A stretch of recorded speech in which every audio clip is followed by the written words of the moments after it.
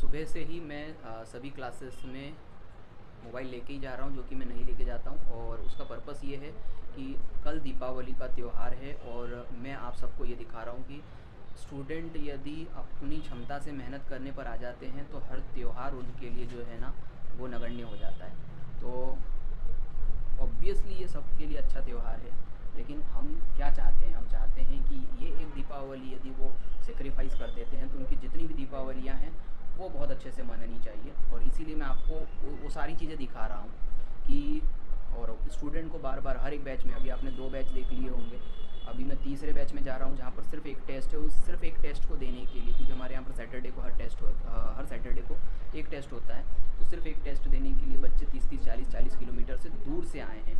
तो वही चीज़ मैं आपको दिखा रहा हूँ। और अमूमन मैं क्लास में लेके नहीं जाता हूँ मोबाइल, लेकिन आज मैं बाकायदा ये इसलिए कर रहा हूँ ताकि उन बच्चों को एक प्रोत्साहन मिल सके कि वे आए हैं तो वो काउंट हुआ है और हम उस चीज़ को समझते हैं। चलो, सभी आ गए क्या? ओके, तो सबसे पहले कुछ चीज़ मैं आपके साथ में शेयर कर लेता हूँ और उसका पर्पस क्या है, क्या मैं ये कर रहा हूँ, वो भी आपको पता चल जाएगा।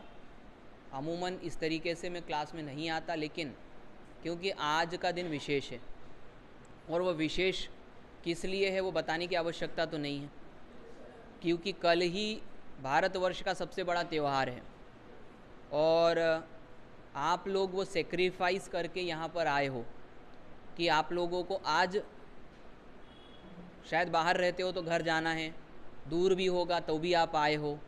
और यही चीज़ दिखाने के लिए, यही चीज़ आपके साथ में शेयर करने के लिए मैं कुछ बातें आपसे इसलिए करना चाहता हूँ कि हम जो यहाँ कर रहे हैं वो काउंटेबल है। आप जो कर रहे हो वो दर्ज हो रहा है। ऐसे ही नहीं कि बस आप आ गए और हम लोगों ने, जिसको कहना चाहिए, यहाँ पर अपना टाइम पास कर लिया और चले गए। यहाँ पर आपका आना ये काउंट करता है, ये बताता है कि आप दूसरों से ज़्यादा इच्छा रखते हो सफल होने की, क्योंकि कल एक सबसे बड़ा त्यौहार है। और मैं जानता हूँ कि आप सामान्य रूप से यहाँ नहीं आए हो, आप बहुत सारे ताने सुन करके आए हो, बहुत सारी, जिसको कहना चाहिए कि आपको बातें सुननी पड़ी होगी कि अरे एक दिन में कलेक्टर बन जाओगे, एक दिन में ये हो जाएगा, एक दिन में वो हो जाएगा। सही बात बोल रहा हूँ क्या? आप सुन के आए हैं क्या? ये वाली बात। क्योंकि मैं जैसे हमेशा कहता हूँ कि आप गवर्नमेंट जॉब की तैयारी कर रहे हो और ये बात लोगों को एहसास नहीं होता इस बात का कि यदि मेहनत की जाए तो निश्चित रूप से मिल जाती है।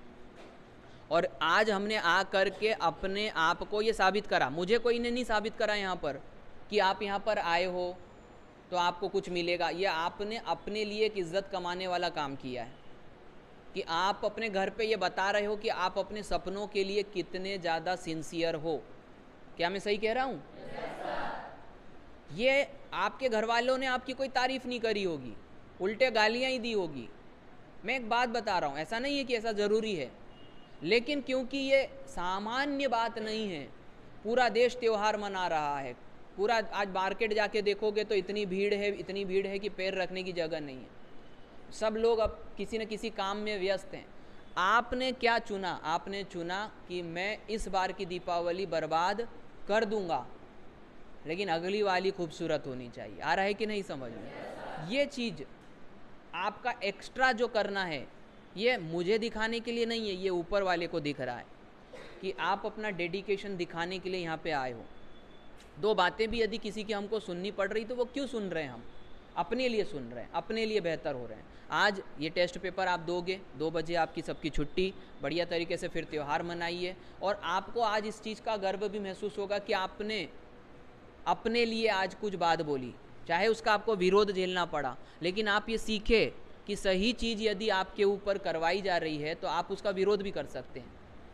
और वो निश्चित रूप से आपके घर वाले सीधे रूप से आपकी तारीफ़ नहीं करेंगे उसके लिए, लेकिन ये मुझे मालूम है कि उनको इस बात पे गर्व होगा कि आप एक अच्छे चीज़ के लिए निर्णय लेने की ताकत पैदा कर चुके हो। आ रहा है समझ में? आपने जब कहा कि मुझे जाना है तो ऑब्वियसली विरोध झेलना पड़ा होगा कि मैं सिर्फ मन से ही ये बात बोल रहा हूँ। मैं क्या सही कह रहा हूँ? यानी कि सभी कुछ विरोध झेल के आए हैं और उसी चीज़ को आपको प्रमाणित करना है कि ये जो आपने विरोध झेला है ये सही चीज़ के लिए झेला है। और निश्चित रूप से आपके घर वाले समझते हैं इस बात को, आपने अच्छी चीज़ के लिए कोई चीज़ ली है। और ये टेस्ट देने के बाद, टेस्ट देने के पहले की मानसिकता तो हम समझ ही रहे हैं कि क्या है। कल रात को 10 बजे लाइव आएंगे एम्पेरिकल इंस्टीट्यूट के चैनल पे। क्यों आएंगे वो सबको पता है। मेंटल कनेक्शन, इस जगह को छोड़ना नहीं है हमको, मेंटली कनेक्शन बने रहना चाहिए। नंबर 2, मंडे के दिन दोपहर 12 बजे और रात के 9 बजे फिर हम लाइव रहेंगे। चाहे थोड़ा बहुत पढ़ेंगे लेकिन अपनी कनेक्टिविटी को बनाए रखेंगे।